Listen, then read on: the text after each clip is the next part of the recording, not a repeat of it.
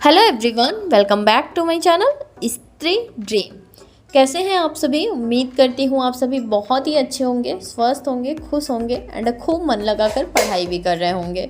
मैं भी ठीक हूँ और मेरी भी पढ़ाई धीरे धीरे रिदम पर आ रही है, क्योंकि अभी मैंने जस्ट सीटेट मतलब टीचिंग लाइन से फिर से यूपी ट्रिपल एससी के साइड स्विच किया है। तो थोड़ा सा रिदम बनाने में टाइम लगेगा और ये लेवल थोड़ा टफ भी होता है, इसलिए थोड़ा सा मतलब बहुत ज़्यादा कंसंट्रेशन बनाने की ज़रूरत है।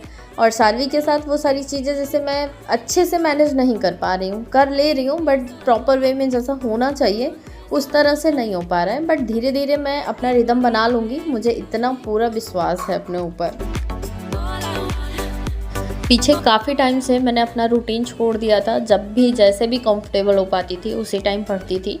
बट फिर से मैं रूटीन सेट करना चाहती हूँ। जैसे पीछे मैं उठ जाती थी 3 से 4 बजे के बीच में, बहुत ज़्यादा होता था तो 4:30 बजे तक होता था कि उठना हो ही जाता था। बट पीछे 1 महीने से लगभग मैंने सुबह उठना छोड़ दिया था। लगभग 5:30, 5, 6 ऐसे उठती थी और उसके बाद पढ़ाई करती थी। और सुबह उठने के बाद जैसे मेरे साथ क्या है ना, मैं डायरेक्ट पढ़ने नहीं बैठ सकती हूँ, क्योंकि दूध गर्म करना होता है सारवी का, अदरवाइज़ फट सकता है, गर्मी भी है। और गर्म करने के पीछे, चाय बनाने के पीछे एक रीज़न और भी है कि अगर मैं ना पीऊँ तो कोई ऐसा बहुत ज़रूरी नहीं है कि चाय पीऊँगी तभी पढ़ पाऊँगी।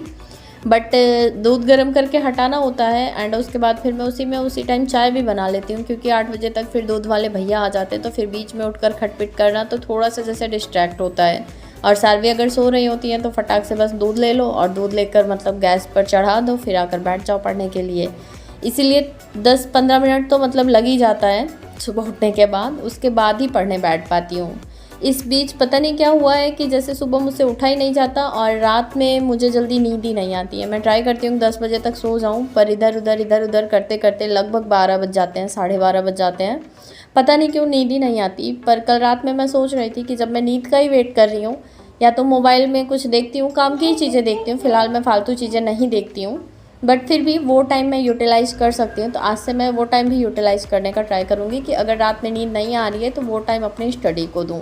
फ़िलहाल सोच रही थी कि सारवी को स्कूल में डाल दूँ, प्ले ग्रुप में, और ये अपना जाएंगी तो थोड़ा टाइम इनका भी मतलब अच्छा बीतेगा, बहुत सारे लोगों से मिलेंगी, बहुत सारे बच्चों से, क्योंकि मेरे साथ रह रहकर ना इरिटेट सी होने लगी हैं इस टाइम, तो इनको भी टाइम देना ज़रूरी हो जाता है। बट मैंने 2-3 स्कूल पता किया और 1.5 किलोमीटर के अंदर कोई स्कूल नहीं है, और पैदल जाना लेकर इनको, क्योंकि ऑटो वाली सुविधा गली में अवेलेबल नहीं है, गली में आपको पैदल ही जाना पड़ेगा और मैं थोड़ा सा अंदर गली में रहती हूँ।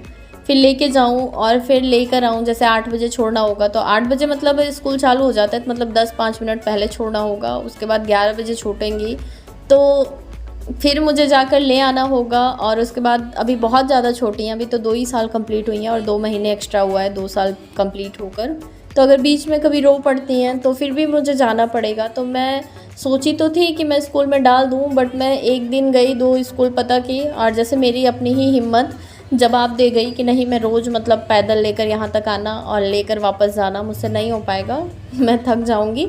और अभी यहाँ जौनपुर में मेरा कोई फ़िक्स नहीं है, मैं कब तक हूँ कब तक नहीं हूँ, इसलिए बहुत कुछ सोच कर फिर मैं छोड़ दे रही हूँ कि मतलब जाने देती हूँ।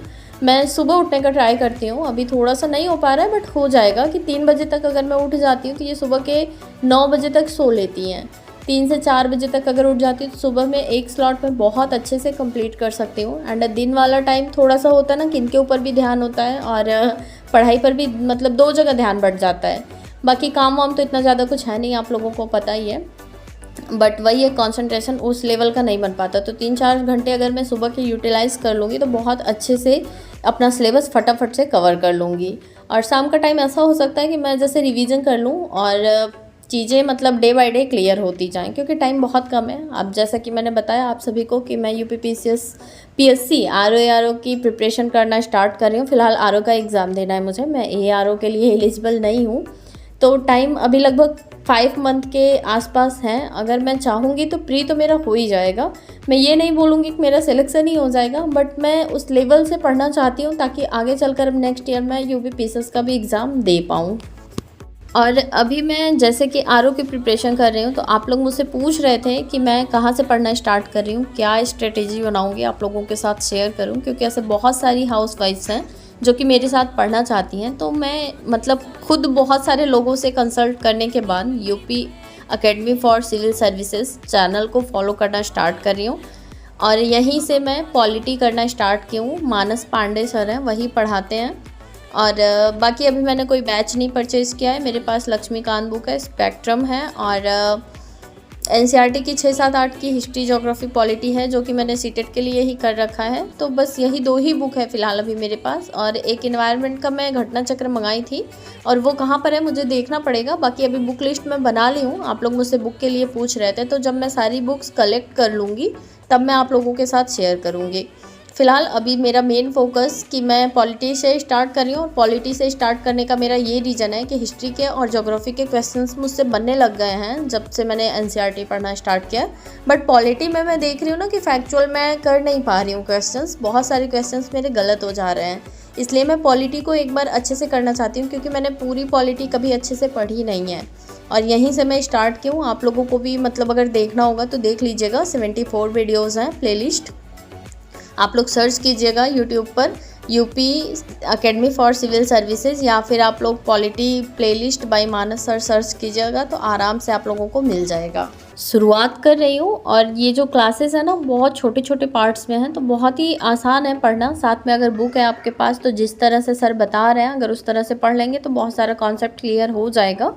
बाकी कोई ज़रूरी नहीं है बैच परचेज़ करेंगे तभी पढ़ पाएंगे। वैसे बैच के लिए मैं सोच रही थी बट टाइम बहुत कम है और जितने भी लोग पढ़ा रहे हैं वो काफ़ी टाइम से पढ़ा रहे हैं, तो फिर अब उस लेवल में मैं आ नहीं पाऊँगी और मुझे ऐसा और ज़्यादा प्रेशर जैसा फील होने लगेगा क्योंकि बहुत सारे लोगों ने लगभग 90% तक अपनी प्रिपरेशन कर ली है और मेरा सिर्फ अभी शुरुआत है।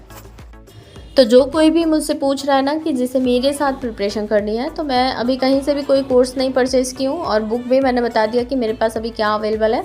बाकी अगर देखना स्टार्ट करेंगे तो ये जो चैनल मैं बता रही हूँ यहाँ पर टेलीग्राम चैनल है, उसको अगर ज्वाइन कीजिएगा तो बुक का PDF भी मिलता है।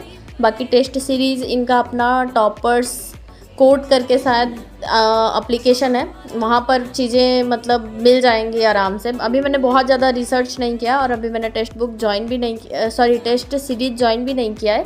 पहले मैं पढ़ ले रही हूँ। सबसे पहले मैं सोच रही हूँ कि पहले मैं उठने का अपने फिक्स टाइमिंग कर लूँ, उसके बाद कम से कम 10 दिन में जल्दी से मैं पॉलिटी कवर कर लेती हूँ और मैं साथ ही साथ नोट्स भी बना रही हूँ ताकि जल्दी से मेरा ये कवर हो जाए सिलेबस पॉलिटी का। उसके बाद फिर मैं रिवीजन करूँगी अपनी नोट से। तो फ़िलहाल अभी मेरे सारे काम वाम कंप्लीट हो गए थे। हम दोनों ने नहा धो लिया था और सारवी को खिला पिला दिया है, नाश्ता भी हो गया है। तो अभी चल रही हूँ मैं पढ़ने। इसके आगे का वीडियो मैं नहीं बनाऊँगी, आज के लिए बस इतना ही।